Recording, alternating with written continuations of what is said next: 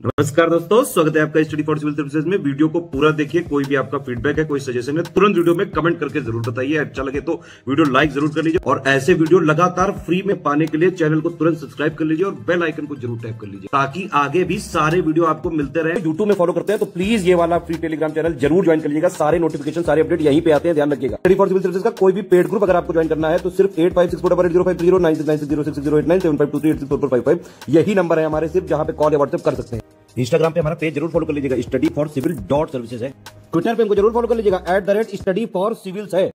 परीक्षा के लिए यहाँ पर ज्योग्राफी की सीरीज चल रही थी और इसे हम लगातार आगे बढ़ा रहे थे। ये हिंदी माध्यम की श्रृंखला है और भारत में किस प्रकार की मिट्टियां पाई जाती हैं इसको हम देख रहे थे। तो आज हम देखने की शुरुआत करेंगे लैटेराइट मिट्टी से। ये जो लैटेराइट मृदा है, इसका मतलब पहले जान लीजिए। लैटेराइट शब्द लैटिन भाषा से लिया गया है, मतलब ये लैटिन शब्द है और लैटिन में एक शब्द आता है लेटर, वहां से ये उद्गृत है। मतलब इसका जो मूल ओरिजिन है वो कहाँ से है? लेटर से है। शाब्दिक अर्थ क्या होता है? ईट। ईट को हम लोग जो लैटिन लैंग्वेज होती है उसमें लेटर कहते हैं। लैटेराइट मृदाएं उच्च तापमान और भारी वर्षा वाले क्षेत्रों में विकसित होती हैं जहाँ टेम्परेचर ज़्यादा होता है और बारिश बहुत ज़्यादा होती है। तापमान ज़्यादा होगा तो सीधी बात है कि वहाँ कम दबाव का क्षेत्र बनेगा और वर्षा के लिए अनुकूल दशाएं होंगी। ज़्यादातर ऐसा ही देखा जाता है। तो भारी वर्षा वाले ये क्षेत्र होते हैं और ये जो मिट्टियाँ होती हैं ये उष्णकटिबंधीय वर्षा के कारण जो तीव्र निच्छालन होता है उसकी वजह से बनती हैं। यहाँ निच्छालन की दर बहुत ज़्यादा होती है। अब वर्षा के साथ होता क्या है, जब भारी वर्षा होती है तो जो चूना और सिलिका है वो तो निच्छालित हो जाते हैं और लोहे के ऑक्साइड, एल्यूमिनियम, ये दोनों प्रचुर मात्रा में उसमें रहते हैं। ठीक है, मतलब इसमें लोहे के ऑक्साइड और एल्यूमिनियम की प्रचुरता होती है, बाकी चूना और सिलिका जो है वो वहाँ से बह जाते हैं। तो इन यौगिकों से, मतलब एल्यूमिनियम एकदम शुद्ध अवस्था में नहीं, अपने यौगिक रूप में रहता है। तो इन यौगिकों से भरपूर मृदाएं ये रहती हैं और ये भी पोषक होती हैं, कुछ फसलों के लिए अच्छी मानी जाती है। दोस्तों, अगर आप हमारे पेड कोर्सेज ज्वाइन करना चाहते हैं तो नंबर दिए हैं, आप इन पर संपर्क कर सकते हैं। यहाँ पर कंप्लीट गाइडेंस, आपको फुल स्टडी मटेरियल सब कुछ दिया जाएगा। चलिए देखते हैं। तो उच्च तापमान में आसानी से पनपने वाले जीवाणु ह्यूमस की मात्रा को तेजी से नष्ट कर देते हैं। ये प्रक्रिया है, मतलब जब टेम्परेचर ज़्यादा होता है तो ह्यूमस की मात्रा वहाँ से नष्ट होने लगती है जीवाणुओं की वजह से। और इन मृदाओं में जैव पदार्थ नाइट्रोजन, फास्फेट और कैल्शियम की कमी होती है। ध्यान दीजिएगा, जैव पदार्थ नाइट्रोजन, फास्फेट और कैल्शियम ये सब इसमें कम पाए जाते हैं।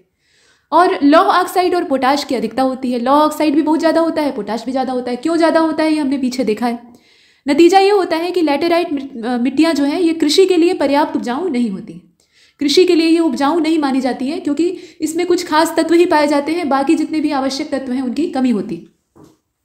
तो फसलों को उपजाऊ बनाने के लिए, मतलब फसलों के लिए इसको उपजाऊ बनाने के लिए, मिट्टी को उपजाऊ बनाने के लिए इन मृदाओं में खाद और उर्वरक की भरपूर मात्रा डालनी पड़ती है। मतलब कोई भी फसल इतनी आसानी से नहीं उत्पन्न होगी, इसमें आपको प्रचुर मात्रा में उर्वरक देना पड़ेगा।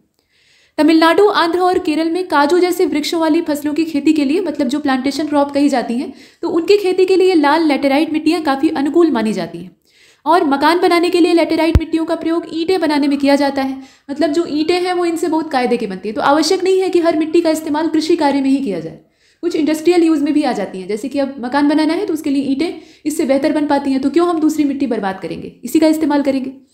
और इन मिट्टियों का विकास कहाँ पर? तो प्रायद्वीपीय पठार का जो ऊंचा क्षेत्र है, मतलब ऊंचाई वाला भाग है, वहाँ पर होता है, क्योंकि वहाँ पानी रुकता नहीं है। पानी के द्वारा निच्छालन तो हो जाता है लेकिन पानी वहाँ से बह जाता है, ठहरता नहीं है। तो ऐसी मिट्टियों का निर्माण होता है। और लैटेराइट मिट्टियाँ सामान्यतः कर्नाटक, केरल, तमिलनाडु, मध्य प्रदेश, ओडिशा और असम के पहाड़ी क्षेत्रों में पाई जाती है। इनकी अवस्थिति कहाँ पे होती है? कर्नाटक, केरल, तमिलनाडु और मध्य प्रदेश, ओडिशा और असम, ये जो राज्य हैं यहाँ पर ये दिखाई देती हैं। लैटेराइट मिट्टी में कम उर्वरता वाली जो स्थितियां हैं वो पाई जाती हैं, मतलब इसकी जो मिट्टी है वो कम उर्वरता वाली ही होती है। और उर्वरकों का प्रयोग करके इनमें अगर हम उगाना चाहें तो बहुत कुछ उग भी सकता है। ऐसा नहीं है कि खाद डालेंगे तो तब उसके बाद भी कुछ नहीं उगेगा। जैसे कि कपास इसमें पैदा हो सकता है, चावल हो सकता है, रागी की फसल हो सकती है, बाकी गन्ना, दाल, चाय, कहवा, लगभग सारी ही चीज़ें इसमें उगाई जा सकती हैं, बशर्ते कि ऊपर से पोषक पदार्थ जिनकी की कमी है वो डालें। तो ये कुछ हमने देखा। अच्छा, शुष्क मृदाएं जो है वो क्या है? तो इनका रंग लाल होकर किशमिशी तक होता है, मतलब लाल से हल्का भूरा कलर होता है, जैसा किशमिश का आप देखते हैं। सामान्य रूप से संरचना इनकी कैसी है? तो बलुई प्रवृत्ति की होती है और लवणीय प्रवृत्ति होती है। बलुई तो होती ही है, लवणीय प्रवृत्ति इनमें पाई जाती है। कुछ क्षेत्रों की मृदाओं में नमक की मात्रा इतनी ज़्यादा होती है कि इनके पानी को, मतलब इनमें जो ठहरा हुआ पानी है उसको हम भाप बनाकर नमक की प्राप्ति करते हैं, इतना ज़्यादा उसके अंदर साल्ट होता है। शुष्क जलवायु की यहाँ चर्चा की गई है। शुष्क जलवायु उच्च तापमान और तेज गति से जो भाप बनने की प्रक्रिया यानी वाष्पीकरण है, इस वजह से मृदाओं में नमी और ह्यूमस कम मात्रा में होते हैं। यहाँ नमी होगी ही नहीं जब भाप इतना ज़्यादा बनेगी, मतलब तापमान बहुत ज़्यादा है तो तेजी से वाष्पीकरण होगा, टेम्परेचर ज़्यादा होने का यही परिणाम है। तो जब टेम्परेचर ज़्यादा हुआ, वाष्पीकरण की प्रक्रिया बहुत तेज है, तो नमी वहाँ पर टिकेगी नहीं और ह्यूमस भी इसीलिए कम पाया जाएगा। तो इसमें नाइट्रोजन की अपर्याप्त मात्रा होती है और फास्फेट भी सामान्य मात्रा में ही होता है, बहुत ज़्यादा नहीं होता है, सीमित होता है। नीचे की ओर चूने की मात्रा बढ़ती जाती है। जैसे जैसे आप इस मिट्टी की निचली परत को खोदेंगे तो वहाँ पर देखेंगे कि चूने की मात्रा बढ़ती जा रही है और कंकड़ की परतें भी पाई जाती हैं। नीचे के जो स्तर है वहाँ पे ये कंकड़ीली होती है। मृदा के तली संस्तर में कंकड़ों की परत बनने के कारण पानी का रिसाव सीमित हो जाता है और इसलिए सिंचाई किए जाने पर इन मृदाओं में पौधे की सतत वृद्धि के लिए नमी हमेशा उपलब्ध रहती है। नमी जो है वो हमेशा उपलब्ध रहती है। और ये मृदाएं विशिष्ट शुष्क स्थलाकृति वाले पश्चिमी राजस्थान में अभिलाक्षणिक रूप से विकसित हुई हैं। ये मृदाएं जो है ये अनुर्वर हैं। ये कैसी हैं? अनुर्वर है, यानी उपजाऊ नहीं है। जब इनके अंदर नमी की मात्रा ही नहीं है तो ये उपजाऊ कैसे हो सकती हैं? और इनमें से ह्यूमस और जैव पदार्थ जो है वो नहीं के बराबर उपस्थित होते हैं, तो इसलिए भी ये उपयुक्त नहीं होती हैं। इसके बाद नंबर आता है लवणीय मृदाओं का। तो ऐसी मिट्टियों को ऊसर मृदा भी कहा जाता है। ये जो मिट्टियां हैं ये क्या कहलाती हैं? ऊसर मृदा कहलाती है। और लवणीय मृदाओं में होता क्या है? तो सोडियम, पोटेशियम, मैग्नीशियम, इनका अनुपात बहुत ज़्यादा होता है। ये आप देख रहे हैं, तीन चीज़ जो है, मतलब तीन तत्व ये ज़्यादा मात्रा में पाए जाते हैं और ये ज़्यादा होते हैं तो इस वजह से इनकी भी उर्वरा शक्ति नहीं के बराबर होती है। किसी भी प्रकार की वनस्पति इसमें नहीं उग सकती क्योंकि इतना ज़्यादा साल्ट है इसमें। मुख्य रूप से शुष्क जलवायु और खराब अपवाह तंत्र की वजह से लवणों की मात्रा मिट्टी में बढ़ती जाती है और ऐसी नौबत आ जाती है। ये मृदाएं शुष्क और अर्धशुष्क तथा जलाक्रांत यानी पानी से डूबे वाले जो क्षेत्र हैं और अनूपों में, अनूप यानी जो कच्छ क्षेत्र होते हैं, दलदली क्षेत्र होते हैं जहाँ मैंग्रोव वनस्पतियाँ उगती हैं, वहाँ पर पाई जाती हैं। मतलब ये जो स्थानों के नाम यहाँ दिए गए, इनमें ऐसी मिट्टियाँ पाई जाती हैं और इनकी संरचना बलुई से लेकर दोमट तक होती है। इसमें नाइट्रोजन और चूने की कमी होती है। इसमें नाइट्रोजन भी कम पाई जाती है और चूना भी कम पाया जाता है। लवणीय मृदाओं का प्रसार कहाँ पे? तो लवणीय मृदाओं का प्रसार ज़्यादातर पश्चिमी गुजरात में है। इसके अलावा पूर्वी तट के जो डेल्टा है वहाँ है। पश्चिमी बंगाल में, मतलब पश्चिम बंगाल में असल में सुंदरवन का डेल्टा आप देखते हैं गंगा और ब्रह्मपुत्र के द्वारा बनाया गया है। तो वहाँ पर जो मैंग्रोव वनस्पतियाँ उगती हैं वो लवणीय मृदा की वजह से ही उगती हैं। कच्छ के रन में दक्षिणी पश्चिमी मानसून के साथ नमक के कण आते हैं और एक पपड़ी के रूप में जो ऊपर की सतह होती है उस पर जमा हो जाते हैं। तो डेल्टा प्रदेश में समुद्री जल के भर जाने से लवण मृदाओं के विकास को बढ़ावा मिलता है और बहुत ज़्यादा सिंचाई वाले गहन कृषि क्षेत्रों में, विशेष रूप से हरित क्रांति वाले क्षेत्रों में उपजाऊ जलोढ़ मिट्टियाँ लवणीय होती जाती है। मतलब धीरे धीरे करके जो मिट्टी उपजाऊ होती है, कभी जलोढ़ मिट्टी हुआ करती थी, अब वो लवणीय मिट्टी में तब्दील हो जाती है। ये समय के साथ होता है। ये हरित क्रांति वाले क्षेत्र हैं जो कि जरूरत से ज़्यादा मिट्टी से पोषक तत्व चूसने के चक्कर में रहते हैं, खाद डालकर और तमाम चीज़ें डालकर।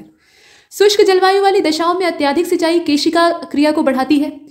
मतलब पता लगा सिंचाई के लिए पानी खोला और वो पानी जो है वो रात भर खेत में बह रहा है, तो बेहिसाब आपने आवश्यकता से दुगुना तिगुना सिंचाई कर दिया, तो उससे होता ये है कि जो केशिका की क्रिया है, मतलब केश नलियाँ बन जाती हैं और ये केशिकात्व जो है ये परेशान करता है, मिट्टी की उर्वरता को समाप्त करता है। नमक ऊपर की ओर बढ़ता जाता है। केशिका में होता क्या है, नीचे का जो पदार्थ है वो ऊपर की ओर चढ़ता है या नीचे की ओर दबता है, तो नमक ऊपर की तरफ आ जाता है और मृदा की जो सबसे ऊपर की परत है उसमें नमक जमा होने लगता है। और जैसे ही ऊपर की परत में नमक जमा होगा वहाँ पर लवणीय मिट्टी का आगमन होगा और फसल नहीं उगेगी। तो सिंचाई ज़्यादा करने पर भी जो ज़मीन है वो बंजर हो जाती है। विशेष रूप से पंजाब और हरियाणा में मृदा की लवणता की समस्या से निपटने के लिए उसमें जिप्सम डालने की सलाह दी जाती है। वहाँ पर इतना ज़्यादा दोहन कर लिया गया है कि अब वहाँ लवणीय मृदा की समस्या है और एक बार अगर लवण ऊपर कायदे से जम गया तो कुछ नहीं उगेगा। इसे रेह कहा जाता है। और जितने भी ऊसर होते हैं ना, वहाँ पे इस तरह की मिट्टी होती है, रेह टाइप की मिट्टी होती है, ऊपर का जो परत होती है वो खारी होती है। तो इस तरह की मिट्टी में कुछ भी उगाना संभव नहीं। इसके बाद पीट प्रकार की मिट्टियाँ आती हैं, पीटमय मृदाएं आती हैं और ये मृदाएं जो है ये भारी वर्षा और उच्च आर्द्रता से युक्त उन क्षेत्रों में पाई जाती हैं जहाँ वनस्पति की वृद्धि अच्छी होती है। और इन क्षेत्रों में मृत जैव पदार्थ बड़ी मात्रा में इकट्ठे हो जाते हैं जो मृदा को ह्यूमस और पर्याप्त मात्रा में जैव तत्व प्रदान करते हैं। इन मृदाओं में जैव पदार्थों की मात्रा 40 से लेकर 50% की होती है। जो जैव पदार्थ हैं वो कितने पाए जाते हैं? 40 से लेकर 50% पाए जाते हैं। और ये मृदाएं सामान्यतः गाढ़े और काले रंग की होती हैं। इनका रंग काफ़ी डार्क होता है, कालापन भी होता है और गाढ़ा ग्रे कलर भी देखा जाता है। अनेक स्थानों पर इनकी प्रवृत्ति क्षारीय भी होती है। ये मिट्टियाँ जो बिहार का उत्तरी भाग है, उत्तरांचल का दक्षिणी हिस्सा है, इसके अलावा पश्चिम बंगाल के जो तटवर्ती क्षेत्र हैं, उड़ीसा और तमिलनाडु, वहाँ भी देखी जाती है। इसके बाद एक मिट्टी का और प्रकार है जो कि जंगल में पाया जाता है। जंगल की मिट्टी कुछ अलग ही प्रकार की होती है। जितने पुराने और विकसित जंगल होते हैं मिट्टियाँ उसी प्रकार से भिन्न होती हैं। तो अपने नाम के हिसाब से ये मृदाएं पर्याप्त वर्षा वाले जो वन क्षेत्र है वहाँ पर बनती हैं। जो वर्षा वन है, जहाँ पर प्रचुर मात्रा में वर्षा होती है, वहाँ पर इस तरह की मिट्टी देखी जाती है। और इन मिट्टियों का निर्माण कैसे हुआ है, तो पर्वतीय पर्यावरण की वजह से ही होता है। कुल मिलाकर घाटियों में दोमटी और पानशूट प्रकार की जो मिट्टी है वो पाई जाती है और ऊपरी ढालों पर मोटे कण वाली मिट्टी पाई जाती है। हिमालय के हिमाच्छादित क्षेत्रों में इन मिट्टियों का अनाच्छादन होता रहता है और इसमें अम्ल की मात्रा बढ़ती जाती है, इनका जो pH मान है वो घटता जाता है और ह्यूमस की तादाद कम होती जाती है। निचली घाटियों में पाई जाने वाली जो मिट्टियाँ होती हैं वो उर्वर होती हैं। नीचे की जो घाटियाँ हैं उसमें जो मिट्टियाँ पाई जाती हैं वो कैसी होती हैं, उर्वर होती हैं। और ऊपर की गई जो हमने चर्चा अभी ऊपर इतनी सारी कर रखी है, मिट्टियों को देखा है, तो उससे एक चीज़ क्लियर होती है कि मिट्टियों का गठन यानी उनके बनने की प्रक्रिया, उनका गुण और प्रकृति, ये फसलों, पौधों और वनस्पति के अंकुरण और वृद्धि के लिए, कुल मिलाकर पूरे वेजिटेशन को ग्रो करने के लिए बहुत ज़्यादा ज़रूरी होता है। वनस्पतियों का विकास मिट्टी पर ही आश्रित होता है। मृदाएं जीवित तंत्र होती हैं और किसी भी अन्य प्राणी की तरह यह जो है ये विकसित और क्षरित होती हैं, मतलब इनमें विकास होता है, क्षरण होता है और इनका निम्नीकरण भी होता है। यदि समय के साथ इनका सही उपचार किया जाए तो इसमें सुधार भी होता है। मृदाएं उस तंत्र के अन्य घटकों पर गहरा प्रभाव डालती हैं जिसका ये स्वयं अंग होती है। अब भारत की मिट्टियों को देख लेते हैं। यहाँ मृदाओं के बारे में ही हम पढ़ रहे थे, तो हम इसमें आगे चलते हैं। इसे एक सारणीबद्ध तरीके से आपको दर्शाया गया है ताकि आप इसे बेहतर समझ पाएँ। तो देखिए, मृदा दिया हुआ है, क्षेत्र दिया है और जो इसमें उगने वाली मुख्य फसलें हैं उनके नाम दिए। इसके साथ साथ पोषक तत्वों की प्रचुरता, मतलब इसमें कौन कौन से पदार्थ पाए जाते हैं जो कि पोषक हैं। तो सबसे पहले जलोढ़ मिट्टी, जिसका कि प्रतिशत पूरे देश में सबसे ज़्यादा है, 43.4%, पूरे ज़मीन के एरिया में ये फैली हुई है। सिंधु, गंगा और ब्रह्मपुत्र का जो दोआबी इलाका है, इसके अलावा समुद्र तटीय क्षेत्रों में भी ये कभी कभार पाई जाती है, हमेशा नहीं। जहाँ डेल्टा बनते हैं वहाँ ये दिखाई देती है। नदियाँ जहाँ जहाँ से गुजरी हैं तो इनके द्वारा जितने भी अवसाद लाए गए उनका जमाव किया गया, तो इससे जलोढ़ मृदा की परतों का निर्माण होता है। ये बहुत उपजाऊ होती है, कोई भी फसल इसमें उगाई जा सकती है, जैसे कि धान, गेहूं, गन्ना, इसके अलावा आलू, तिलहन, दलहन, मतलब जितने भी प्रकार की फसलें हो सकती हैं लगभग सभी इसमें पैदा होती हैं। इसमें पोटाश भी ज़्यादा होता है और चूना भी ज़्यादा होता है, ये दोनों ही इसमें ज़्यादा मात्रा में पाए जाते हैं। लाल मिट्टी की अगर बात करें तो देश के करीब 18.6% भाग पर यह फैली हुई है और तमिलनाडु, कर्नाटक, दक्षिण पूर्व महाराष्ट्र, ओडिशा, मध्य प्रदेश और दक्षिण पूर्वी भाग जितना है अपने देश का, वहाँ ये विस्तृत है। और फसलों के नाम पर इसमें मूंगफली उगाई जा सकती है, केला का उत्पादन किया जा सकता है, तंबाकू, रागी, ज्वार, तीसी, कपास, गेहूं, मक्का, मतलब अच्छी मात्रा में फसलों की वैरायटी है जो कि यहाँ पर उग सकती है। इसमें लौह तत्व काफ़ी अधिक मात्रा में पाए जाते हैं, लोहे की प्रचुरता होती है। काली मिट्टी देश के करीब 15.2% भाग पर फैली हुई है और महाराष्ट्र, गुजरात ये बेसाल्टिक लावा से बनी है। पूरा दक्कन ट्रैप जो है वो लावा के ही जमाव से बना है और उसी के अपर्दन से इसका निर्माण हुआ है। तो महाराष्ट्र, गुजरात, मध्य प्रदेश और तमिलनाडु का जो लावा क्षेत्र है, बेसाल्टिक लावा क्षेत्र है, बेसाल्ट लावा जो है उसके अपर्दन से ये निर्मित होती है। कपास के लिए वरदान मानी जाती है और इसमें रंध्र काफ़ी कम पाए जाते हैं, तो एक बार सिंचाई कर देने के बाद वाष्पीकरण बहुत कम होता है, तो दोबारा सींचने की आवश्यकता नहीं पड़ती है। तो सोयाबीन, चना, ज्वार, गेहूं ये सब इसमें पैदा हो सकता है। पोटाश इसमें ज़्यादा होता है, चूना और मैग्नीशियम भी काफ़ी अच्छी मात्रा में होता है। इसके बाद लैटेराइट, जो अभी हमने हाल फिलहाल में पीछे देखा है, तो लैटेराइट मिट्टी जो है वो ज़्यादा नहीं, लेकिन तब भी देश के 3.7% भूभाग पर पाई जाती है और ये कुछ खास उपजाऊ नहीं होती है। इसमें जितने भी मुख्य पोषक पदार्थ हैं उनकी विशेष कमी होती है। लोहा और एल्यूमिनियम के यौगिक इसमें प्रचुर मात्रा में पाए जाते हैं। राज्य के हिसाब से अगर देखा जाए तो कर्नाटक, केरल, तमिलनाडु, असम, महाराष्ट्र, ओडिशा और ओडिशा का जो गिरिपदीय क्षेत्र है, मतलब पूर्वी घाट का वो क्षेत्र है, तो पूरा जो गिरिपद वाला इलाका है, पर्वत के नीचे वाली जो सतह है, तो वहाँ पर इनका जमाव देखा जाता है। और इसमें चाय, काफ़ी, रबर, सिनकोना और काजू ये प्रचुर मात्रा में उगाए जाते हैं, मतलब बागवानी फसलों का उत्पादन कर सकते हैं और उसमें भी वैरायटी जो है वो सीमित है। इसके बाद नंबर आता है मरुस्थलीय मृदा का। ये जो डेजर्ट की सॉइल होती है ये एकदम से अनुर्वर होती है, इसके अंदर ज़्यादा कुछ उगाने की क्षमता नहीं होती है, बस मोटे अनाज पैदा हो सकते हैं, जैसे कि बाजरा, जिसे कि बहुत कम पानी की आवश्यकता होती है और बहुत कम देखरेख की भी आवश्यकता होती है। हालांकि उत्तर भारत में ज़्यादा देखरेख करते हैं, लेकिन फिर भी जहाँ का ये मूल जलवायु का पौधा है और फसल है वहाँ पर इसकी बहुत देख रेख करने की ज़रूरत नहीं होती है, ये रेगिस्तानी मिट्टी के लिए ही बना होता है। वैसे ही ज्वार और मोटे अनाज, तो सरसों भी उग जाती है ठीक ठाक और जौ भी, मतलब कुल मिलाकर तिलहन जो है वो ठीक ठाक मात्रा में उगता है। मरुस्थलीय मिट्टी को अगर हम देखें तो पंजाब, हरियाणा, राजस्थान और पश्चिमी उत्तर प्रदेश में ये हम प्रचुर मात्रा में देख पाते हैं। हालांकि मरुस्थलीय मिट्टी का ज़्यादा जो विस्तार है वो आप देखते हैं राजस्थान में। इसमें हमने देखा कि मोटा अनाज और जितने भी तिलहन थे उसमें से सरसों उगाया जा सकता है, रेपसीड का इसमें उत्पादन किया जा सकता है। पर्वतीय मिट्टी अलग ही प्रकार की होती है। जैसे जैसे इसमें ऊंचाई बढ़ती है वैसे वैसे मिट्टी बर्फ की एक मोटी परत के नीचे दब जाती है, तो ऐसी मिट्टी उपजाऊ नहीं हो पाती क्योंकि संपर्क सीधा उसका फसलों के जो फसल की जड़ें हैं उसमें नहीं आता। तो बर्फ़ की एक मोटी परत की वजह से यहाँ कुछ भी नहीं उगता, मतलब लाइकेन जैसे जो चीज़ हैं वो पाए जाते हैं। तो कश्मीर से लेकर अरुणाचल तक इसका विस्तार है। जहाँ ज़्यादा ऊंचाई है वहाँ पे शीत मरुस्थल पाया जाता है, ठंडा रेगिस्तान, और जहाँ पर कुछ खुली मिट्टी है वहाँ उग सकता है, तो उसमें सेब, नाशपाती, आलू जैसे जो प्रोडक्ट हैं वो उत्पादन उनका किया जाता है। पोटाश और फास्फेट इसमें प्रचुर मात्रा में पाया जाता है।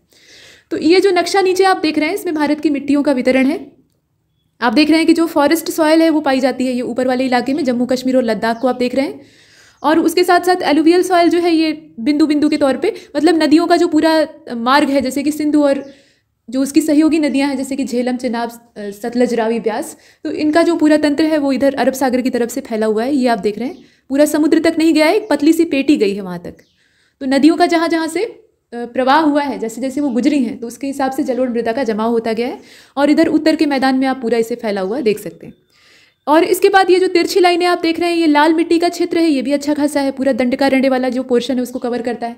दक्कन का एक भाग ये पूरा घेरे हुए, और ये लाल मिट्टी कुछ हद तक जो नीचे पूर्वांचल हिल्स वाला इलाका है वहाँ भी कुछ हद तक फैली हुई दिखाई दे रही है। ब्लैक सॉइल जो है वो ऐसे तिरछे रूप में दर्शाई गई। ये काली मिट्टी जो है बेसाल्टिक लावा से बनी हुई, आप देखते हैं कि महाराष्ट्र में इसका अच्छा खासा विस्तार दिखाई देता है। और लेटेराइट मिट्टी जो है उसको ग्रे कलर से यहाँ रिप्रेजेंट किया गया है। तो एक पतली पेटी यहाँ दक्कन में दिखाई दे रही है और छिटपुट ये बिखरी हुई है जगह जगह। साथ में एरिड सॉइल है, तो ये तो एकदम ही उपजाऊ नहीं होती है, इसे आप यहाँ पर देख पा रहे हैं, ये एकदम से शुष्क होती है, इसमें मोटे अनाज जैसे तैसे उग जाते हैं। तो ये भारत की मिट्टियों को हमने देखा। अब इसके बाद मृदा अपर्दन और मृदा संरक्षण की भी चर्चा कर लेते हैं, क्योंकि जिन मिट्टियों के बारे में हम पढ़ रहे हैं उनकी गुणवत्ता निरंतर कम होती जा रही है। पर्यावरण संकट में है, साथ में जो मिट्टी है जो कि प्रकृति का एक अनमोल गिफ्ट है हमारे लिए, तो वो भी संकट में। मृदा का जो आवरण है यानी ऊपरी परत है वो नष्ट हो रही है, और ये जो विनाश की प्रक्रिया है इसी को हम कहते हैं मृदा अपर्दन। ठीक है, ये क्या कहलाता है? मृदा अपर्दन कहलाता है। और बहते हुए जल और पवनों की अपर्दनात्मक प्रक्रियाएं, पवनों की भी अपर्दन प्रक्रिया होती है, हवा चलती है तो उससे भी मिट्टी का अपर्दन होता है, बाकी मनुष्य की गतिविधि तो है ही है। तो कुल मिलाकर मृदा निर्माणकारी प्रक्रिया के साथ साथ ये सब चलती रहती है, यानी मिट्टी की परतें बनती भी हैं और उनका प्राकृतिक तरीके से अपर्दन भी होता है। लेकिन जब इंसान का हस्तक्षेप उसमें होता है तो वो अपर्दन तीव्र हो जाता है, नई परत बन नहीं पाती है और पुरानी परत उजड़ जाती है। तो इससे मिट्टी का विनाश वहाँ से शुरू हो जाता है।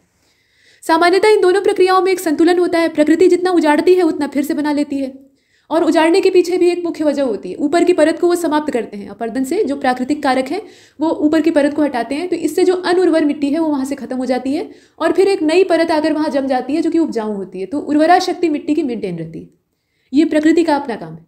लेकिन जब मनुष्य का हस्तक्षेप होता है तो उसमें जैसे निर्वनीकरण है, अब जंगल काटना शुरू किया, जो पेड़ों की जड़ें हैं वो मिट्टी को बांध कर रखती हैं, सामान्य आप भी जानते हैं। तो सिंपल चीज़ है, जब जड़ रहेगी ही नहीं, जड़ को वहाँ से उखाड़ लिया तो मिट्टी वहाँ की उजड़ गई।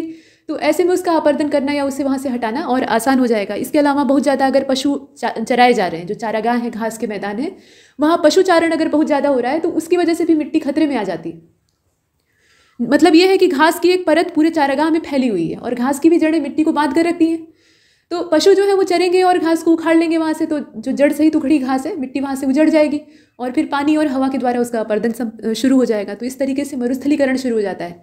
झूम कृषि तो सत्यानाश करती ही है, मतलब इसमें आदिवासी समुदाय भले ही वो पर्यावरण पर ही आश्रित हैं, उनका जो पूरा जीवन है वो प्रकृति पर ही निर्भर है, लेकिन वो जानते नहीं है कि असल में वो कर क्या रहे हैं। वो खेती के चक्कर में एक हिस्से को जंगल के साफ करते हैं, चाहे जलाकर चाहे काट कर, और वहाँ खेती करते हैं। और जैसे जैसे समय आगे बढ़ता है तो मिट्टी वहाँ की थोड़ी कम उपजाऊ हो जाती है, खाद वगैरह का उन्हें उतना ज्ञान होता नहीं है। तो वो सोचते हैं कि ज़मीन तो सब उन्हीं की है, उन्हीं के पुरखों की है, ऐसा वो मानते हैं। और उसके बाद वो आगे के जंगल काटते हैं और वहाँ पर फिर से खेती करना शुरू कर देते हैं। तो जंगल काटते जाते हैं, अपना अनाज उगाते जाते हैं, उससे अपना पालन पोषण करते हैं, लेकिन कितनी मात्रा में उन्होंने जंगल नष्ट कर डाले ये उन्हें जरा भी आभास नहीं होता है।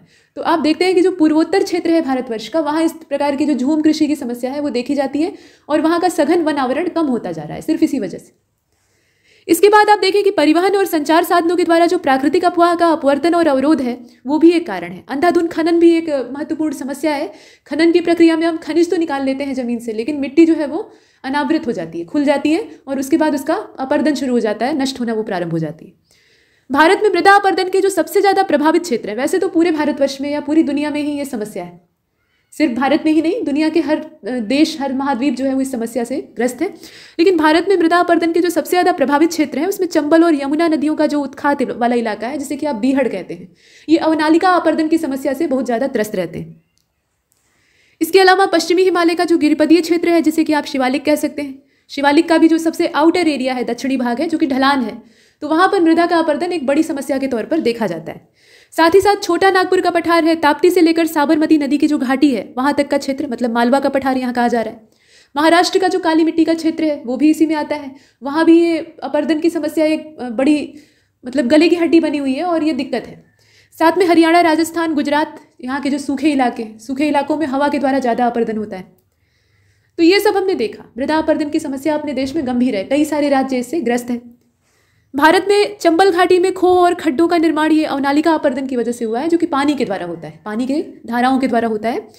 और ये तीव्र ढालों पर जब पानी का प्रवाह होता है तब इस प्रकार की अवनालिकाएं यानी पतली पतली नालियां बनती हैं, और वर्षा के पानी से ये और गहरी हो जाती है, क्योंकि एक जगह से मिट्टी हटी, वहाँ पे एक पानी के जाने का रास्ता बना। जब वर्षा का जल उस पर गिरेगा तो वो और कटती जाएगी, वहाँ पर गहराई बढ़ती जाएगी। तो कृषि भूमियों को ये छोटे छोटे टुकड़ों में बांट डालती है। मतलब ये ऐसा नहीं है कि समतल जमीन या जो खाली जमीन है, बेकार जमीन है, उसी पर बनती है। ये खेतों के अंदर भी बन जाती है, और खेत जो है वो कई पार्ट में टूट जाता है। कृषि के लिए ये क्षेत्र पूरा अनुपयुक्त हो जाता है, क्योंकि जो ऊपर की उपजाऊ परत है वो तो खत्म हो गई, अवनालिका अपर्दन के चलते वहाँ से बहकर हट गई। तो ऐसे में जो नीचे वाली परत है वो वैसी उर्वर नहीं रह जाती। तो कृषि के लिए जो खेत है वो बर्बाद हो जाते हैं। जिस प्रदेश में अवनालिकाएं और बीहड़ की संख्या ज़्यादा होते हैं उसे उत्खात भूमि कहा जाता है। ये उजड़ी हुई जमीन होती है। तो ये हमने देखा मृदा अपर्दन की समस्या को, विशेष रूप से अपने देश में, क्योंकि अपने देश का सुधार लें तभी हम दुनिया को सुधार सकते हैं। अब इसके बाद जो अगली प्रक्रिया हम देखेंगे, अगला जो इसमें क्रम आप देख रहे हैं, ये मृदा अपर्दन की प्रक्रियाओं का क्रमिक अनुक्रम है। कैसे ये होती है, मतलब एक सिस्टमेटिक तरीके से हम आगे बढ़ेंगे, एक सीक्वेंस में चलेंगे। तो सबसे पहले आसफाल अपर्दन को आप देख रहे हैं। ये वर्षा की बूंदों का जब मिट्टी पर आघात होता है, यानी वर्षा की बूंदें जब नीचे की ओर गिरती हैं, जमीन पर गिरेंगी, तो क्या होगा, वहाँ से मिट्टी की परत हटेगी। मृदा कणों को ये क्या करेंगी, पृथक करने का काम करेंगे। और उसके बाद जो परत अपर्दन है वो शुरू होगा। पहले मिट्टी गीली होगी। जब आप देखते हैं ना वर्षा होती है तो बूंद बूंद करके पहले पानी गिरना शुरू होता है, उसके बाद मूसलाधार शुरू हो जाती है। यही प्रक्रिया है। तो शुरुआत में मिट्टी पहले गीली होती है पानी से, और गीली होती है तो अपनी जगह थोड़ी थोड़ी छोड़ने लगती है, मतलब उसे हटाना आसान हो जाता है। और उसके बाद फिर जब मूसलाधार वर्षा होगी तो परत अपर्दन शुरू हो जाएगा। ये शीट इरोजन जो है, इसमें मिट्टी जल के साथ बहना शुरू हो जाती है। उसके बाद रिल अपर्दन का नंबर आता है, जिसमें कि छोटी छोटी नालियां बननी शुरू हो जाती हैं। जहाँ से मिट्टी ज़्यादा हट गई वहाँ पे ऐसे नालियां बन गई, पानी वहाँ से अपना रास्ता खोज कर आगे बढ़ रहा है। ठीक है, पानी की प्रवृत्ति है ढाल की ओर बढ़ने की। तो पानी अपना रास्ता खोजेगा, रास्ते में अगर मिट्टी आएगी तो उसको काट कर आगे बढ़ेगा। जैसे नदियाँ जो है वो हिमालय को काट कर आगे बढ़ी, तो वही प्रक्रिया पानी के साथ है। तो ये अवनालिकाएं यानी पतली पतली नालियों का निर्माण होने लगता है। उसके बाद आप देखें कि अवनालिका अपर्दन जो है ये शुरू हो गया, और धारा चैनल अपर्दन यानी स्ट्रीम चैनल इरोजन जो है उसको हम देखने वाले हैं। तो स्ट्रीम चैनल इरोजन में होता यह है कि पानी की एक मोटी सी धारा, पहले तो क्या है पतली पतली नालियां बनती हैं, बाद में यह है कि मोटी धारा का निर्माण होता है। मतलब जगह ज़्यादा बन गई तो चौड़ा रास्ता पानी को मिल जाता है, तो वहाँ से थोक के भाव पानी आगे की ओर बढ़ता है। तो ये मोटी धारा बहती है और ये चैनल को तब तक अपर्दित करती रहती है। मतलब पहले से जो छोटे छोटे चैनल डेवलप हो गए थे उनको ये तब तक उसका इरोजन करती रहती है जब तक कि वहाँ से उसे स्थिर ढाल नहीं प्राप्त हो जाता। पानी को स्थायित्व चाहिए होता है, मतलब पानी को एक परमानेंट पैटर्न चाहिए होता है कि उसी ढाल के सहारे वो लगातार आगे बढ़े, यानी ढाल की ओर नीचे की ओर बहे। ये उसकी प्रवृत्ति है। तो उस प्रवृत्ति के चलते वो अवनालिकाओं को चौड़ा कर देता है, बड़ी बड़ी उसमें एक तरह से सुरंग बना देता है, या ये कहना ज़्यादा सही रहेगा कि नहरों का निर्माण कर डालता है। तो ये मोटी नहरें होती हैं जिन्हें कि आप धारा चैनल कहते हैं। इसके बाद सोरगम जो है ये एक अलग चीज़ है, तो किसी भी अन्य फसल की तुलना में, और ये सोरगम नहीं है, असल में ज्वार की बात हो रही है।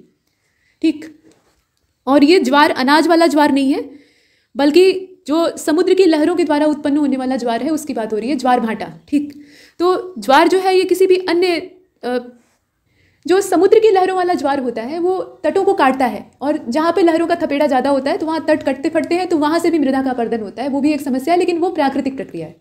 अब अगर ज्वार फसल की बात करें, जो कि यहाँ पर किया गया, तो भूमि अपर्दन के लिए फसल भी उत्तरदायी होती है। कुछ फसलें जो है वो मृदा अपर्दन में अपना रोल प्ले करती हैं, सपोर्ट करती हैं, यानी मिट्टी को खराब करने का काम करती है। तो ज्वार भी उसमें से एक है। और ज्वार कहाँ पर उगाया जा रहा था, जो शुष्क इलाके थे, जहाँ सूखी स्थिति थी, पानी ज़्यादा नहीं बरसता, वहाँ। अब इसके बाद मृदा संरक्षण के संदर्भ में जो प्रचलित पद्धतियां हैं उसमें सस्यावर्तन है। सस्यावर्तन में यह है कि आप एक ढर्रे की लगातार एक ही फसल की निरंतर कृषि करेंगे तो वहाँ पर एक खास तत्व की कमी हो जाएगी मिट्टी में। तो ऐसा आप नहीं करके सस्यावर्तन कर लीजिए, जिससे कि सारी फसलों को आप प्राप्त भी कर लें और मिट्टी की भी सेहत बनी रहे। इसके अलावा वेदिका निर्माण है, ये भी एक काम हो सकता है जिससे कि हम मृदा अपर्दन को काफ़ी हद तक रोक सकते हैं। अब यह है कि एकदम अवरुद्ध नहीं कर सकते, लेकिन रोक सकते हैं। और साथ में वायुरोध, ये भी एक प्रक्रिया है। भारत में अगर देखें तो कुछ जो तरीके हैं वो काम करते हैं, जिसमें से कि इन सबको हमने देखा। अब मृदा सुधार के अंतर्गत हम फसल चक्र का पालन कर सकते हैं, मिश्रित खेती कर सकते हैं, मतलब एक साथ कई सारे अनाजों का उत्पादन कर सकते हैं, और बहुफसली खेती भी कर सकते हैं। मृदा की उर्वरता को इन सब चीज़ों से हम काफ़ी हद तक बनाए रख सकते हैं। मध्य प्रदेश में चंबल और अन्य नदियों के द्वारा अवनालिका अपर्दन के कारण मुरैना और भिंड, ये 2 जिले ऐसे हैं, साथ में ग्वालियर को भी आप डाल सकते हैं, कि इनकी भूमि बीहड़ और बंजर हो गई है। इतना बड़े पैमाने पर यहाँ अवनालिका अपर्दन हुआ है कि पूरी भूमि जो है वो उत्खात में तब्दील हो गई। सबसे ज़्यादा मृदा अपर्दन हवा से होता है भारत के कंडीशन में। वैसे आप देखते हैं कि जो मैदानी इलाके हैं वहाँ पानी से अपर्दन देखा जाता है, लेकिन हवा से होने वाला अपर्दन उससे कहीं ज़्यादा होता है। तो हमने ये तो देख लिया कि मिट्टी नष्ट कैसे होती है।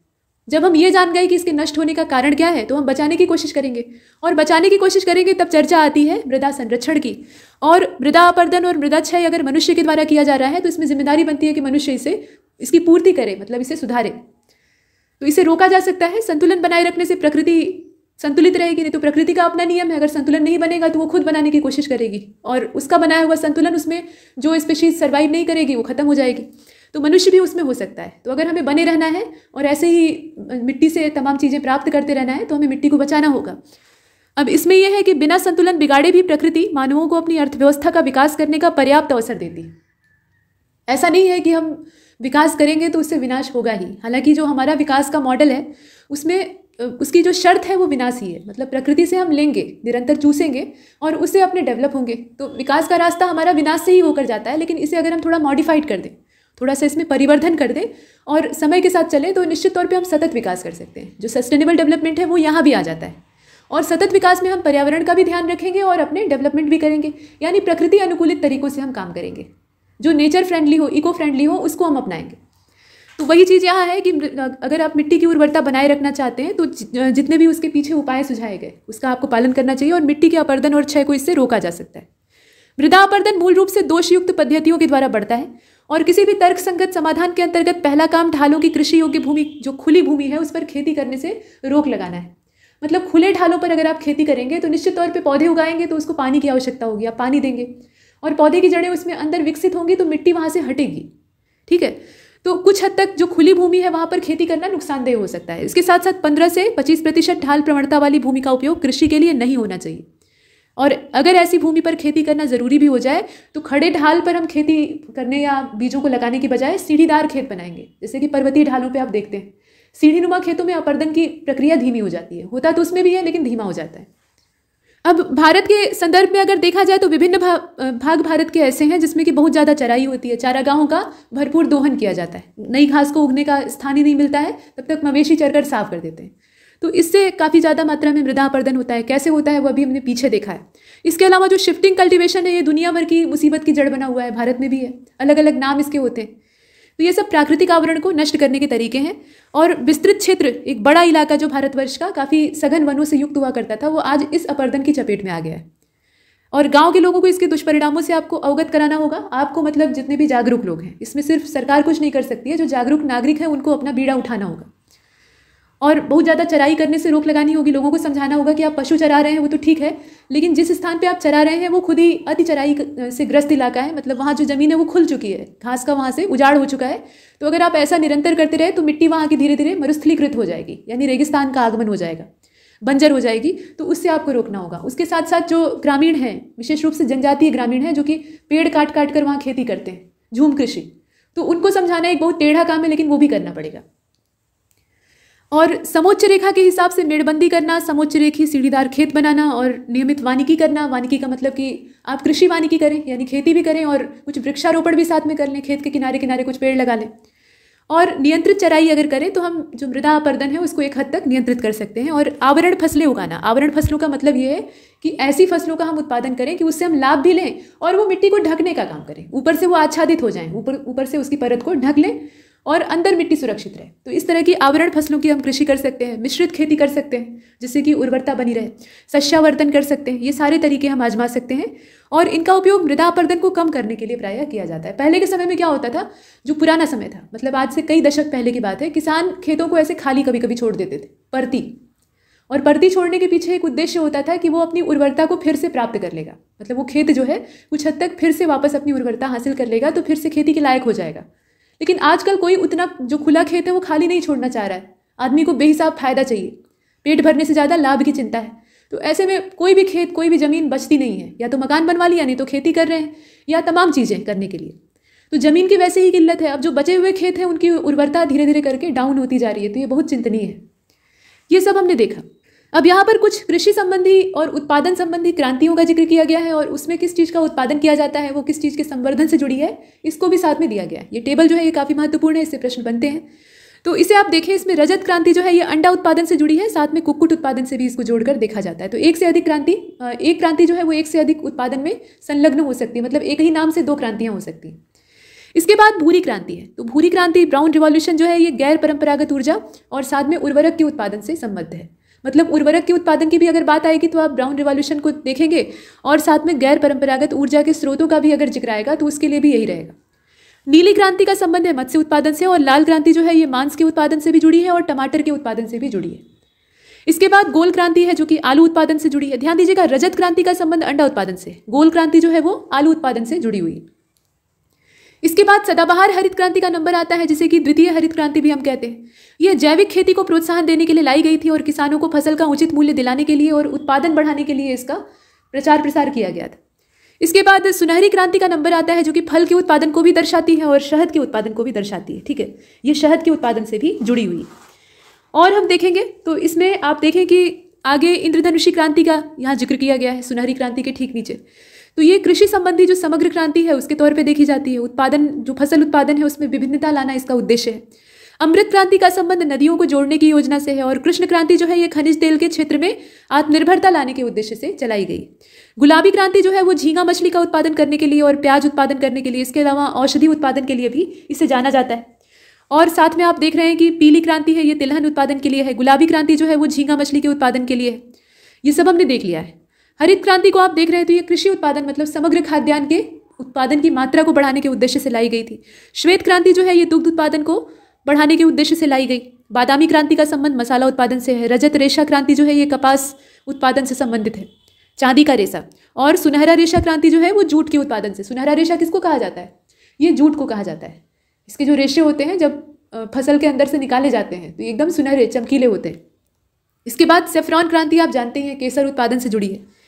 ग्रे या स्लेटी क्रांति जो है ये उर्वरक के उत्पादन से जुड़ी है। और हरित सोना क्रांति जो है, हरा सोना कहा जाता है बम्बू को, यानी बांस को, तो बांस के उत्पादन से जुड़ी है। और मोटे अनाज के लिए आप देख रहे हैं परामनी क्रांति जो है ये भिंडी के उत्पादन से जुड़ी है। तो इस तरीके से इसमें तमाम क्रांतियों का जिक्र है जो कि अलग अलग चीज़ों के उत्पादन से जुड़ी है, उनका संवर्धन करने से जुड़ी हुई है। भारत में हरित क्रांति की शुरुआत जो है ये 1966-67 में मतलब शुरू होती है। यहाँ से ये आरंभ होता है, शुरुआत का समय दिया हुआ है। और इसे प्रारंभ करने का श्रेय ये विश्व शांति का नोबेल पुरस्कार पाने वाले विजेता प्रोफेसर हैं, इनका नाम है नॉर्मन बोरलाग, तो इनके द्वारा किया जाता है। लेकिन भारत में कैसे होता है, मतलब शुरुआत तो 1970 का जो समय था उस समय इन्हीं के द्वारा की जाती है, लेकिन भारत में इसका प्रचार प्रसार कैसे होता है, तो MS स्वामीनाथन ये भारतवर्ष में इसके जनक माने जाते हैं।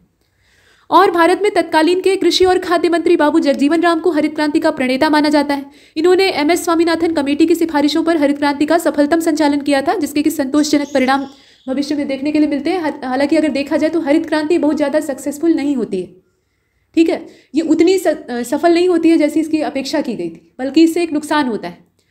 इसमें किसी खास फसल के उत्पादन को ज़्यादा प्रोत्साहित कर दिया जाता है और बाकी जो फसलों का उत्पादन है वो हतोत्साहित हो जाता है, जबकि आवश्यकता सभी की है। तो इसीलिए इसे गेहूं क्रांति के नाम से बदनाम किया गया। और इसमें जो ऊंचे किसान थे, अमीर किसान थे, वो और अमीर हो गए, गरीब वाले जो है वो और गरीब हो गए। हरित क्रांति से अभिप्राय भारत के, मतलब देश के सिंचित और असिंचित कृषि क्षेत्रों में अधिक उपज वाले जो संकर और बौने बीज हैं उनका इस्तेमाल करके फसल उत्पादन में वृद्धि करना है। तो ये सारा काम आप देख रहे थे। और इन्हीं के नेतृत्व में सफलतापूर्वक भारत में गेहूं की उच्च उत्पादक जो प्रजातियां हैं उनका विकास किया गया। तब भारत में उच्च उत्पादक बीजों का प्रयोग शुरू होता है, उच्च उत्पादकता वाले बीज शुरू होते हैं प्रयोग किए जाने। और इसके अतिरिक्त उर्वरकों का अधिक प्रयोग और सिंचाई सुविधा का पर्याप्त विकास जो है ये भी काफ़ी हद तक हरित क्रांति को प्रोत्साहित करता है। मतलब हरित क्रांति इससे काफ़ी ज़्यादा ग्रोथ करती है, आगे बढ़ती है।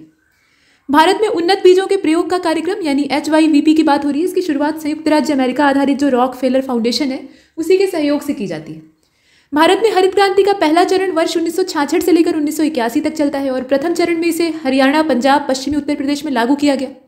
दूसरा चरण ये वर्ष 1981 से लेकर 95 की अवधि को माना जाता है और तीसरा चरण जो है वो शुरू होता है 1995 से आगे की ओर और देश के सभी क्षेत्रों तक इसे विस्तृत कर दिया जाता है। हरित क्रांति में मुख्य जो पौधा था वो मैक्सिकन प्रजाति का गेहूं था, जिसे कि बोरलॉग मैक्सिको सहित जो अंतर्राष्ट्रीय मक्का और गेहूं संवर्धन केंद्र है वहां से मंगाए थे। मतलब कहने का तात्पर्य यह है कि इसमें गेहूं की ही फसल को ज़्यादा तवज्जो दी गई। आगे बढ़ते हैं तो इसमें आप देखें कि हरित क्रांति शब्द का प्रयोग सबसे पहली बार अमेरिका के एक वैज्ञानिक थे, इनका नाम था डॉक्टर विलियम गोड, इन्होंने किया था। और 1990 का जो दशक था उसके बीच में द्वितीय हरित क्रांति की अवधारणा का विकास होता है, जिसे कि सदाबहार क्रांति भी कहा जाता है।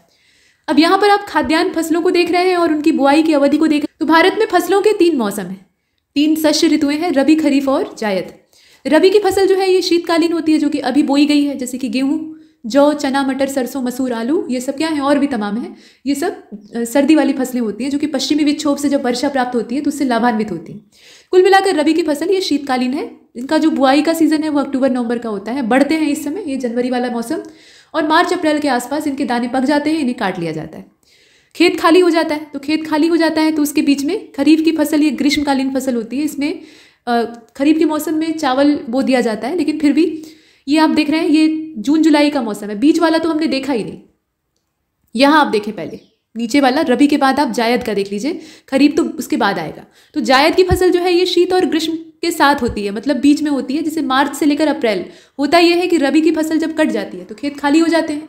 अभी जो खरीफ वाला सीजन है वो दूर है, वर्षा की आवश्यकता उसको होगी, तो बीच में क्या करें, तो बीच में कुछ ऐसे ही प्रोडक्शन कर लेते हैं। जून जुलाई का मौसम, इसमें तरबूज, खरबूजा, ककड़ी, खीरा, मई, जून, जुलाई, बीच का जो 3 महीना है उसमें भिंडी इत्यादि सब्जियों इत्यादि की खेती होती है। सब्जी, बरसीन, ये सब उगा लेते हैं। और खरीफ के मौसम में फिर धान बो दिया जाता है, धान की बुआई हो जाती है। तो और इसके साथ साथ जो सूखे इलाके हैं वहाँ पे ज्वार बाजरा की बुआई हो जाती है, मक्का बो दिया जाता है, तिल का उत्पादन हो सकता है, मूंगफली बोई जाती है। ये अलग अलग क्षेत्र के हिसाब से होता है। उड़द, कपास, रागी, सोयाबीन, इन सब का प्रोडक्शन होता है। तो ये जून जुलाई का मौसम है, अक्टूबर नवंबर तक इसे काट लिया जाता है। और अक्टूबर नवंबर ही क्यों, ये सितंबर तक अपना तैयार हो जाता है। और उसके बाद अक्टूबर में एक बार फिर से जो खेत हैं वो तैयार हो जाते हैं गेहूँ बोने के लिए। तो रबी की फसलों को एक बार थोड़ा विस्तार से देख लीजिए। शीत ऋतु में अक्टूबर से लेकर नवंबर के बीच में इसको बोया जाता है, और ग्रीष्म ऋतु में मार्च से लेकर अप्रैल के बीच में काटा जाता है। गेहूं, जौ, चना, मटर, सरसों, मसूर, आलू, ये सब क्या है, ये रबी की फसलें।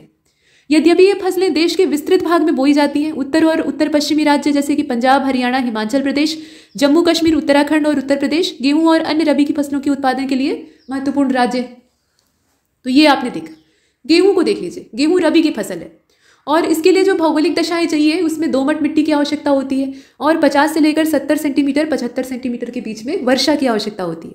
आरंभ में तापमान 10 डिग्री सेल्सियस से लेकर 15 हो, और उसके बाद 20 से लेकर 25 के बीच में रहना चाहिए। गेहूं में सामान्यतः अगर देखें तो प्रोटीन ये करीब 8 से लेकर 15% पाया जाता है, और कार्बोहाइड्रेट पाया जाता है करीब 60 से लेकर 65 से लेकर 70%। वसा की मात्रा बहुत ही कम होती है, 1.5%, और खनिज पाया जाता है करीब 2%। ज़्यादा मात्रा इसमें कार्बोहाइड्रेट की होती है, और ग्लूटेन नाम का एक प्रोटीन गेहूं में बहुत ज़्यादा मात्रा में पाया जाता है। गेहूं की जो प्रमुख किस्में हैं उसमें सोनालिका है, प्रताप है, अर्जुन, जनक, कल्याण, सोना, गिरजा, ये सब हैं। और ICAR के द्वारा जो पूसा बेकर नाम की एक नई प्रजाति विकसित की गई है उसको आप देख रहे हैं, ये बिस्कुट के उत्पादन के लिए जानी जाती है, बेकरी उद्योग में इसका काम किया जाता है। इसके बाद जौ को देख लीजिए। तो जौ जो है ये देश में एक महत्वपूर्ण खाद्यान्न फसल है, और इसकी गणना मोटे अनाजों में की जाती है। ये सामान्यतः अगर देखें तो शुष्क और बलुई मिट्टी में बोया जाता है। बालू वाली मिट्टी इसके लिए चाहिए होती है, जिसमें कि शीत और नमी सहन करने की क्षमता ज़्यादा होती है। जौ के लिए कम उपजाऊ मिट्टी चाहिए होती है, मिट्टी ज़्यादा उपजाऊ नहीं होनी चाहिए। 70 से लेकर 100 सेंटीमीटर के बीच में वर्षा चाहिए, और 15 डिग्री सेल्सियस से लेकर 18 डिग्री सेल्सियस तक का तापमान और भौगोलिक दशाएं इसके लिए रिक्वायर्ड होती। जौ का सबसे बड़ा उत्पादक राज्य उत्तर प्रदेश ही है। राजस्थान, मध्य प्रदेश, हरियाणा, हिमाचल ये भी प्रमुख उत्पादक है, लेकिन सबसे ज़्यादा प्रोडक्शन कहाँ पे होता है, यूपी में होता है। जौ की प्रमुख किस्में हिमानी, ज्योति, कैलाश और C164, इसके अलावा K24, RDB1, ये सब जो हैं ये मुख्य प्रजातियां हैं। जौ का उत्पादन भारत में सिंधु घाटी सभ्यता के समय से ही किया जा रहा है, तो ये देशज फसल है, काफ़ी समय से हमारे यहाँ भारतीय उपमहाद्वीप में उगाई जा रही है। खरीफ की फसलों को देख लेते हैं। तो खरीफ की फसलें देश में मानसून के आगमन के साथ बोई जाती हैं, और अक्टूबर नवंबर में रबी की बुआई से पहले काट ली जाती है। इस ऋतु में बोई जाने वाली मुख्य फसलों में चावल, मक्का, ज्वार, बाजरा, तुअर मतलब अरहर, मूंग, उड़द, कपास, जूट, मूंगफली, सोयाबीन, क्षेत्र के हिसाब से ये सब है। और इस ऋतु में जो बोई जाने वाली फसलें हैं उनके लिए जैसे आप देखें धान एक मुख्य फसल है इसमें। तो धान की प्रमुख किस्मों में जमुना, करुणा, जया, कांची, जगन्नाथ, वैसे तो बहुत सारी हैं, कृष्णा, कावेरी, हंसा, विजया, पद्मा, अन्नपूर्णा, बाला रत्ना, ये सब धान की प्रजातियां हैं। ऐसे ही अलग अलग फसलों की भिन्न भिन्न प्रजातियां। चावल को देख लें, धान से ही चावल निकलता है। अब चावल के बारे में थोड़ा सा यहाँ डिटेल इन्फॉर्मेशन है। ये ग्रैमिनी कुल का एक उष्णकटिबंधीय पौधा है, और भारत की मानसूनी जलवायु इसके लिए अच्छी होती है। चावल हमारे देश की प्रमुख खाद्यान्न फसल है, मतलब सबसे मुख्य फसल यही है। गर्म और आर्द्र जलवायु हेतु तो उपयुक्त होने की वजह से इसे खरीफ की फसल का जो मौसम होता है उस समय उगाया जाता है। कृष्णा गोदावरी डेल्टा, ये क्षेत्र जो है ये भारत में चावल के कटोरे के नाम से जाना जाता है। चावल की जो आवश्यक भौगोलिक दशाएं हैं उसमें आप देखें, चिकनी उपजाऊ मिट्टी चाहिए होती है, गर्म जलवायु चाहिए होती है, 75 से लेकर 200 सेंटीमीटर के बीच में अगर वर्षा होती है तो बहुत अच्छा। प्रारंभ में तापमान 20 डिग्री सेल्सियस और बाद में 27 डिग्री सेल्सियस चाहिए होता है। तो ये सारा जो है ये बरसात के मौसम में सारी कंडीशन इसके लिए अनुकूल होती है।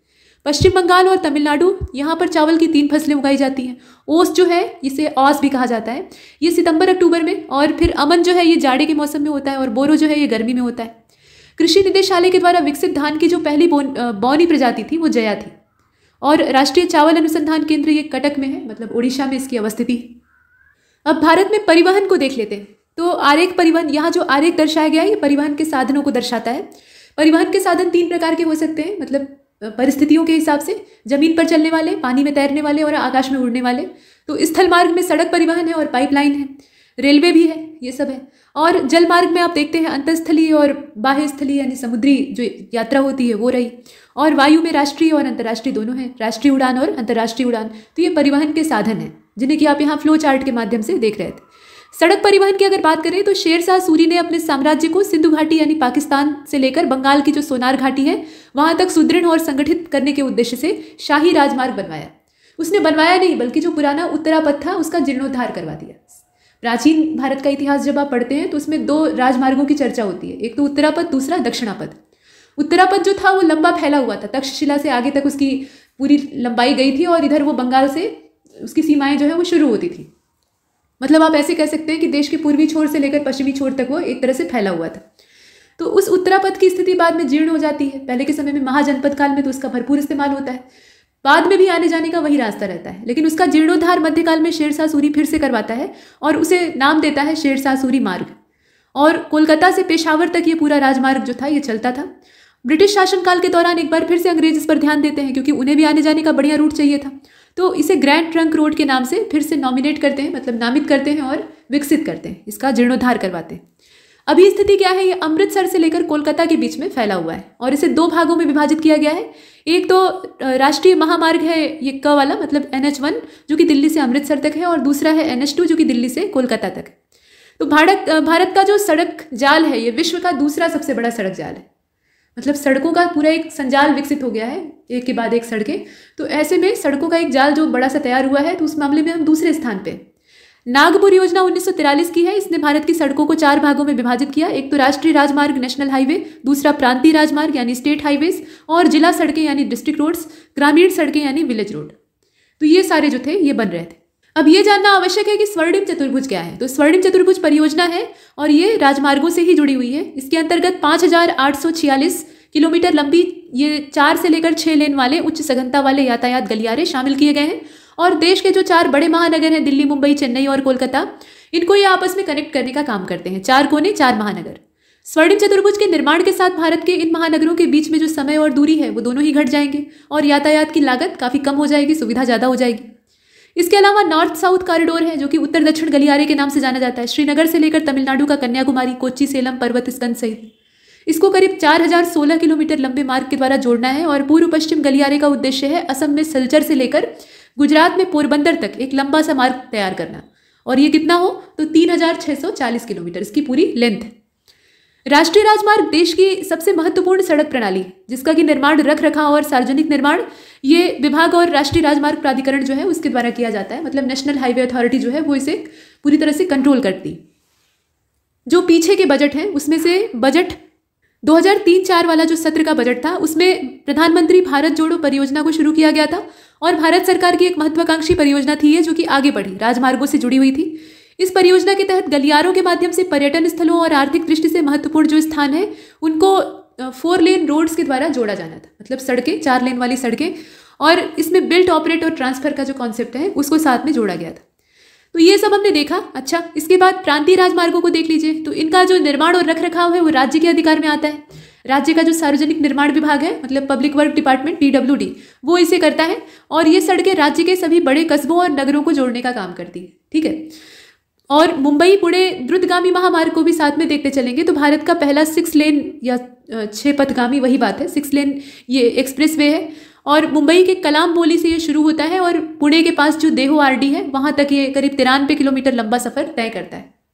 प्रधानमंत्री ग्राम सड़क योजना को आप देखें तो इसकी शुरुआत 25 दिसंबर सन 2000 में की गई थी और इस योजना के तहत 1000 से अधिक आबादी वाले गांव को प्रत्येक मौसम में उपयुक्त सड़क मार्ग से जोड़ना था। जवाहर सुरंग जम्मू कश्मीर राज्य को पीर पंजाल के जो बनिहाल दर्रे हैं उससे जोड़ने का काम करती है और वहीं से होकर गुजरती भी है। बनिहाल दर्रे से ही इसकी इसका जो गुजरने का रूट है वो हमें दिखाई देता है। इसके बाद इंटरनेशनल हाईवे, तो एशिया और प्रशांत के आर्थिक और सामाजिक आयोग के समझौते के तहत पड़ोसी देशों को जोड़ने वाले देश के कुछ राजमार्गों को अंतर्राष्ट्रीय राजमार्ग घोषित किया गया, जैसे कि लाहौर, अमृतसर, दिल्ली, ढाका, कोलकाता, बरेली, काठमांडू, ये पूरा। अब एक्सप्रेस राजमार्ग जो है ये बहुपथीय सुनिर्मित राजमार्ग है जिन पर कि द्रुत गति से यातायात प्रभावित होता है, मतलब यातायात का प्रवाह होता है, यातायात चलता रहता है और तेज रफ्तार में। मुंबई में पश्चिमी और पूर्वी राजमार्ग, इसके अलावा कोलकाता दमदम हवाई अड्डा राजमार्ग, सुकिंडा पारादीप राजमार्ग, ये बंदरगाह वाला है, ये सब इसके अंतर्गत आते हैं। तो ये बहुत सारे राजमार्गों को आपने देखा। इसके बाद नंबर आता है रेल परिवहन का।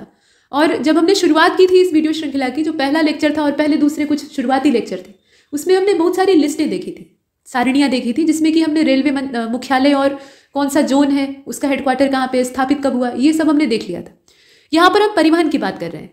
तो भारत में जो रेल का जाल फैला हुआ है, मतलब रेल की पटरियों का, वो विश्व में सबसे लंबे रेलवे जालों में से एक, और यह माल और यात्रा परिवहन दोनों करने में सुगम और सक्षम है। आर्थिक वृद्धि जो देश की है उसमें भी अपना योगदान देते हैं। महात्मा गांधी ने कहा था कि भारतीय रेलवे ने विविध संस्कृति के लोगों को एक साथ लाकर भारत के स्वतंत्रता संग्राम में महान योगदान दिया है। तो सही बात है, रेल जो है वो जोड़ने का काम करती है। और भारत के संदर्भ में अगर देखा जाए तो शुरुआत कहाँ से होती है, ये अंग्रेजों के द्वारा ही किया जाता है। लॉर्ड डलहौजी के समय में पहला जो रेल मार्ग है वो 1853 में शुरू होता है, बनकर तैयार होता है। और 16 अप्रैल 1853 को मुंबई का जो मतलब आज के समय में हम मुंबई कहते हैं, उस समय बॉम्बे कहते थे, तो बॉम्बे का जो मूल स्थान था जहाँ से अंग्रेजों का केंद्र बिंदु था, वहाँ से ये थाड़े के बीच में चलाई जाती है, मतलब महाराष्ट्र में ही ये सीमित रहती है। और ये ट्रेन मुंबई के बोरी बंदर स्टेशन से 14 सवारी डब्बों में 400 मेहमान यात्रियों को लेकर 34 किलोमीटर की दूरी तय करके थाड़े स्टेशन पहुंचती।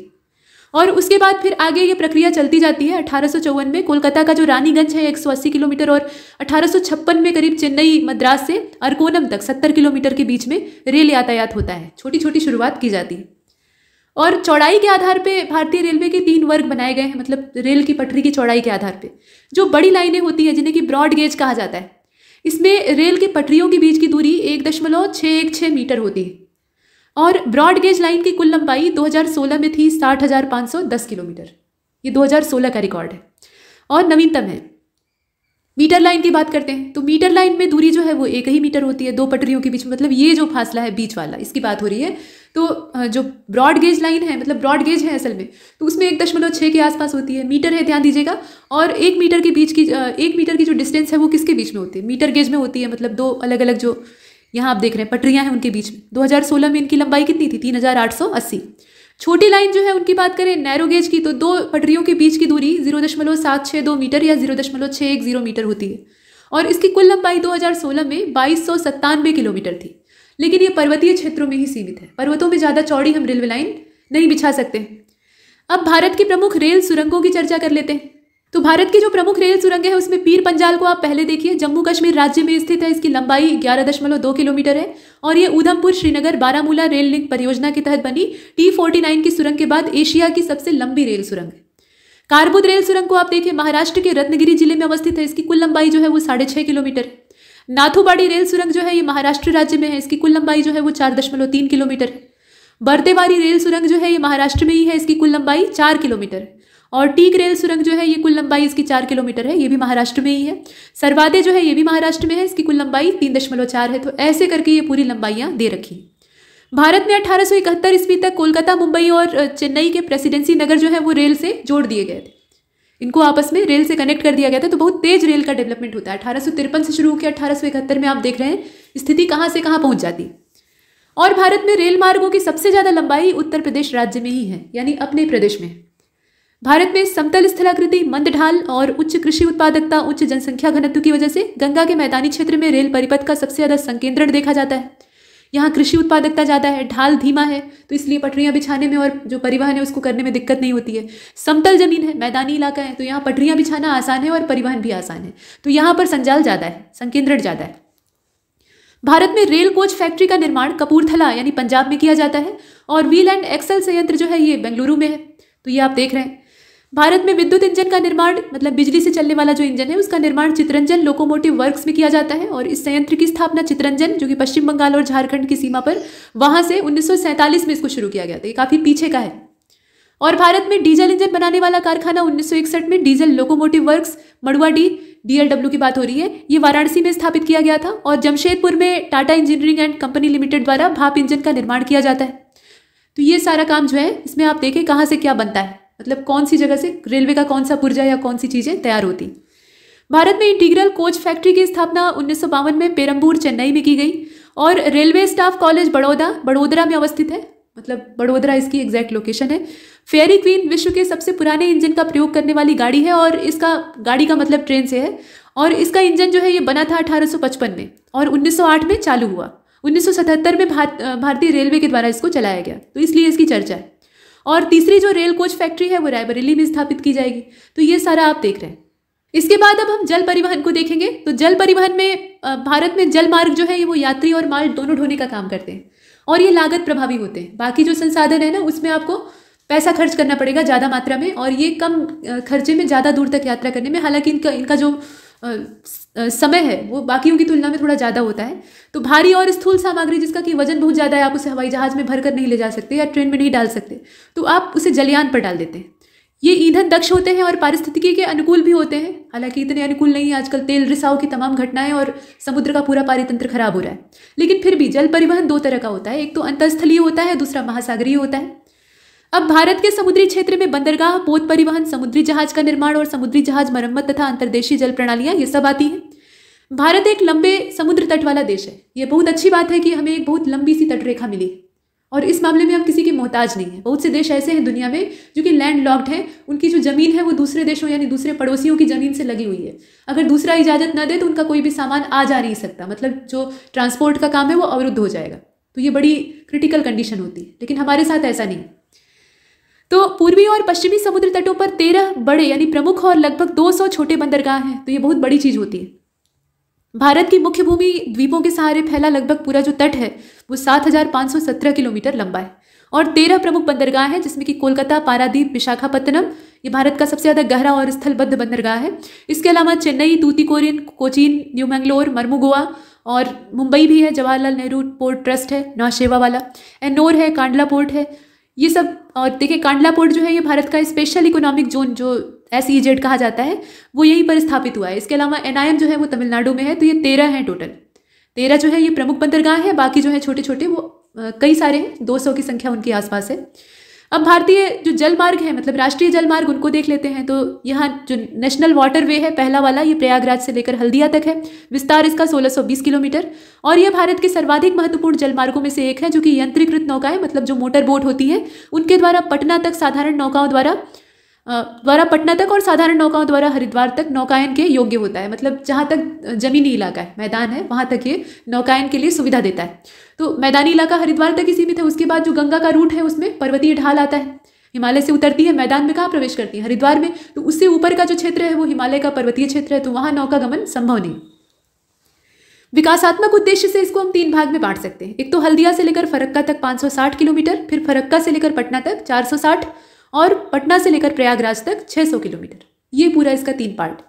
इसके बाद नेशनल वाटरवे नंबर 2, ये सादिया से लेकर धुबरी तक फैला है, छोटा है ये तुलनात्मक रूप से 891 किलोमीटर। ब्रह्मपुत्र नदी से स्टीमर द्वारा डिब्रूगढ़ तक, स्टीमर यानी एक तरह से जो मोटर वाली नाव होती है, तो उसके द्वारा नौकायन के योग्य है और डिब्रूगढ़ तक हम जा सकते हैं, जिसका कि भारत और बांग्लादेश की साझेदारी में इस्तेमाल होता है, मतलब दोनों ही साझेदारी में से यूज करते हैं। इसके बाद कोट्टापुरम कोलम विस्तार है, ये राजमार्ग संख्या 3 है, 168 किलोमीटर इसकी लेंथ है और पश्चिमी तट नहर के साथ जो चंपाकारा है और उद्योग मंडल, इसमें नहरें जुड़ी हुई हैं, तो वो आपको जानकारी दी।